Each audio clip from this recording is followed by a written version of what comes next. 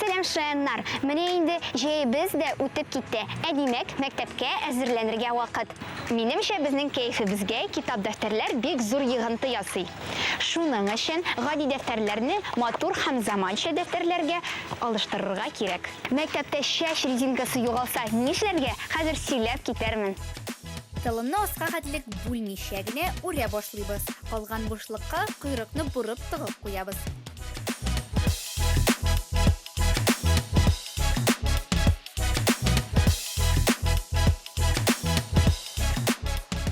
Прическа әзер. Пандемиядан соң һәрберебез дә мәктәпкә антисептик белән йөрергә тиеш. Сез беләсезме, ул безнең микробларны гына битерми, безнең куллардан черниланы да битерә һәм физкультурадан соң аяк киемен бик шәп чистарта. Мин үзем бу лайфхаклар белән кулланам, шуңа күрә сезгә дә ярдәм итәчәк дип ышанам.